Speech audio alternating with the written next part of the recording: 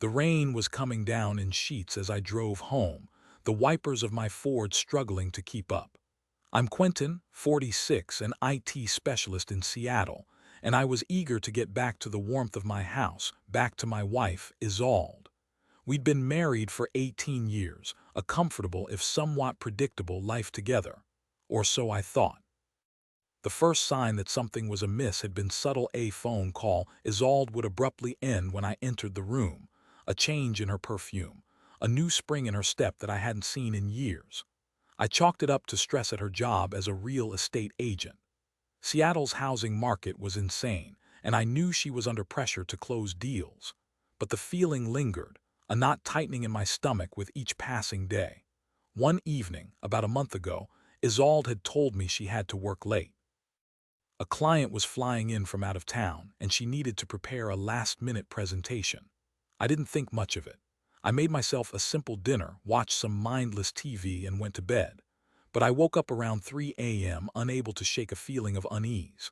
I went downstairs, thinking maybe a glass of milk would help.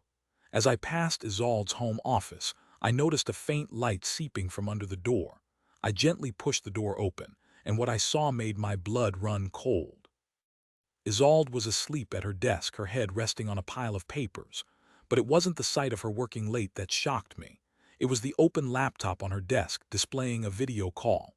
And on the other end was a man I didn't recognize, shirtless, smiling at the camera. He quickly ended the call when he saw me, but the image was burned into my mind. "Isolde," I whispered, my voice trembling. She stirred, groaning softly before opening her eyes. "Quentin, what are you doing here?" She asked, her voice groggy. "Who was that?" I demanded, pointing at the laptop. She blinked, feigning confusion. "Who was who? What are you talking about? Don't play dumb with me, Isolde. I saw him. Who was that man on your computer?" Her eyes flickered, and I knew she was lying. It was just a colleague. We were discussing a deal," she stammered, "at 3 a.m., shirtless. Don't insult my intelligence." My voice was rising now, the anger bubbling to the surface. She sighed, running a hand through her hair. "Okay, fine, it was a friend. We were just chatting, a friend. Isolde, we've been married for 18 years. I know when you're lying, tell me the truth." She looked away, refusing to meet my gaze. "It's complicated," she mumbled. "Complicated? What's complicated about it? Are you having an affair?" The words felt like a punch to the gut, but I needed to hear her say it. She didn't answer, but her silence was confirmation enough. My world tilted on its axis. Everything I thought I knew about my marriage, about Isolde, shattered into a million pieces. "How long?" I managed to ask, my voice barely a whisper. "A few months," she admitted, her voice laced with guilt. "A few months. And you were just going to keep it from me?" I didn't know how to tell you," she said, tears welling up in her eyes. "Tell me. You could have told me anything, but you chose to lie, to deceive me." The anger was consuming me now, a burning inferno inside my chest. I turned and walked out of the room, leaving Isolde sobbing at her desk. I didn't sleep the rest of the night. I sat in the living room, staring out the window at the pre-dawn sky, trying to make sense of what had just happened. How could the woman I loved, the woman I had built a life with, betray me like this? The next few days were a blur of arguments, accusations, and tears. Isolde begged me to forgive her, claiming it was a mistake, a moment of weakness. She said she still loved me, that she wanted to make things work. But the trust was gone, shattered beyond repair. Every time I looked at her, I saw the image of that man on her computer screen, a constant reminder of her betrayal. I tried to find out who the man was, but Isolde refused to tell me. She said it didn't matter, that it was over between them. But I needed to know. I needed to understand why she had done this, what he had that I didn't. I felt like I was living in a nightmare, a cruel joke played at my expense. One afternoon, while Isolde was at work, I decided to do some digging. I knew her email password, so I logged into her account, hoping to find some clues. I scrolled through her inbox, searching for any mention of the man. And then I found it, a series of emails between Isolde and someone named Bertram. The emails were explicit, filled with intimate details about their affair. Bertram was a wealthy developer, a client of Isolde's. He was older, more successful, and apparently more exciting than me. As I read the emails, a wave of nausea washed over me. I felt like I was intruding on something private, but I couldn't stop myself. I needed to know the truth, no matter how painful it might be. And then I found an email from Bertram to Isolde discussing a trip they were planning to take together. A trip to Hawaii, a romantic getaway, all paid for by him. They were planning to leave in 2 weeks, just a few days after our 18th wedding anniversary. The betrayal cut deeper than I could have imagined.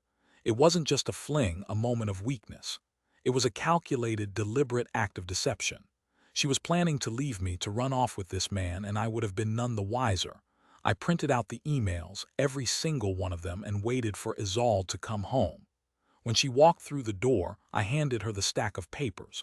"What's this?" she asked, her eyes narrowing.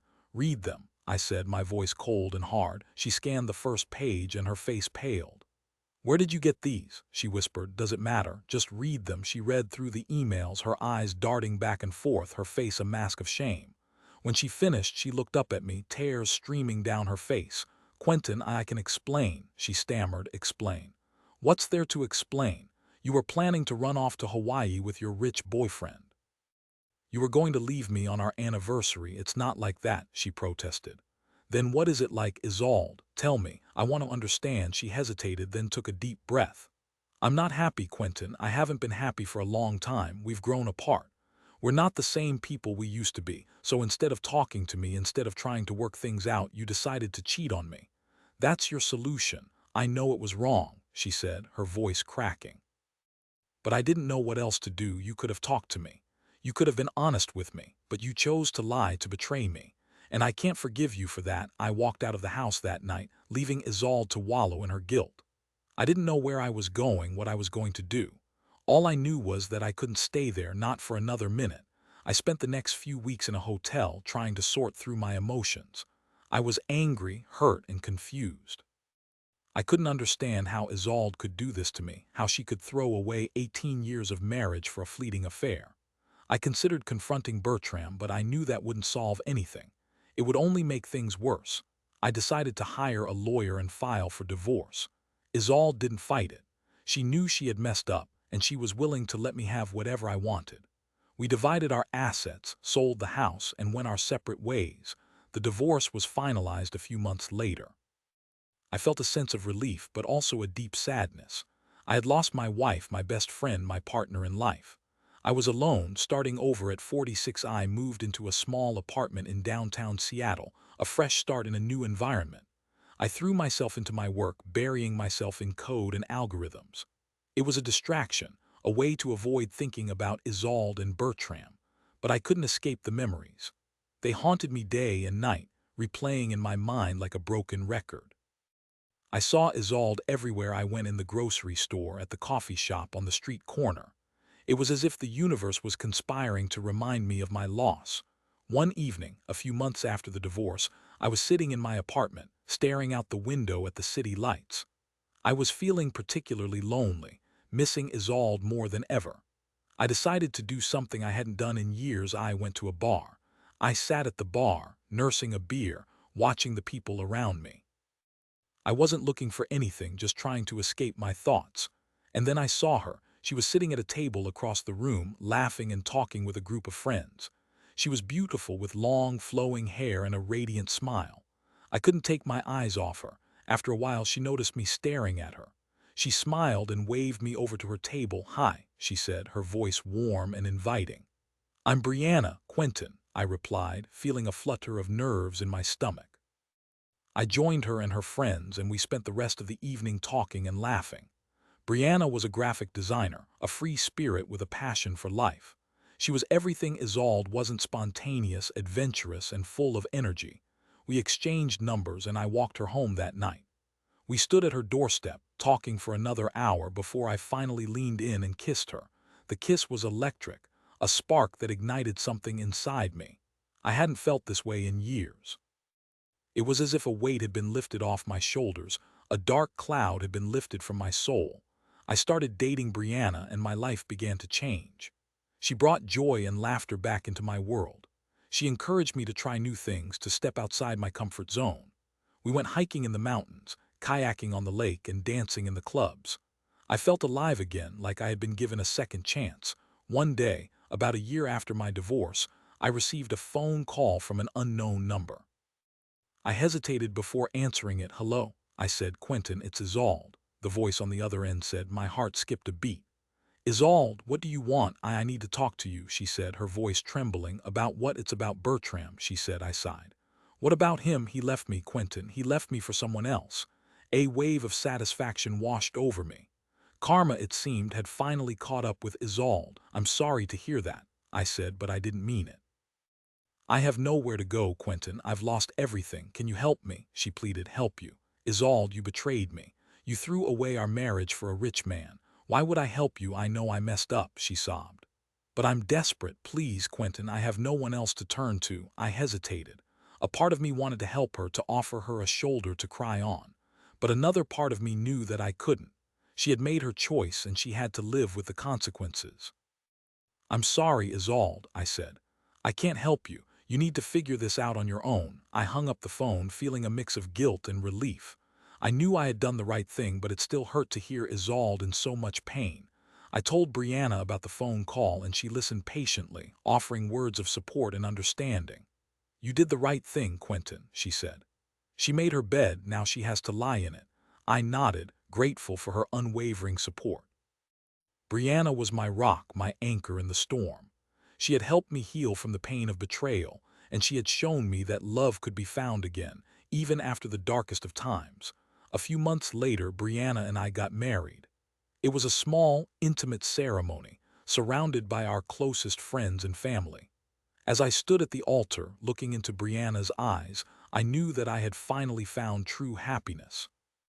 Isolde's betrayal had been a painful chapter in my life, but it had also been a catalyst for change. It had forced me to reevaluate my priorities, to rediscover my passions, and to open my heart to new possibilities. And in the end, it had led me to Brianna, the woman who had shown me what true love really meant. I never heard from Isolde again. I don't know what happened to her or where she ended up. But I hope that she found peace, that she learned from her mistakes, and that she eventually found happiness too. As for me, I was finally free, ready to embrace the future with open arms, with Brianna by my side. Years passed. Brianna and I built a wonderful life together. We traveled the world, pursued our passions, and supported each other through thick and thin. The memory of Isolde faded with time, replaced by the joy and fulfillment of my new life. One day, while browsing social media, I stumbled upon a news article about Bertram. His real estate empire had crumbled, and he was facing multiple lawsuits for fraud and embezzlement. He had lost everything: his money, his reputation, and his freedom. Karma, it seemed, had come full circle. I shared the article with Brianna, and we both shook our heads in disbelief. It was a stark reminder of the choices we make in life, and the consequences that follow. I was grateful for the path I had chosen, the path that had led me to Brianna, to happiness, and to a life filled with love and purpose. As I looked back on my life, I realized that Isolde's betrayal had been a blessing in disguise. It had been a painful experience, but it had also been a necessary one. It had taught me the importance of honesty, loyalty, and forgiveness. And it had shown me that even in the darkest of times, there is always hope for a brighter future. A future filled with love, laughter, and the unwavering support of the woman who had stolen my heart, Brianna.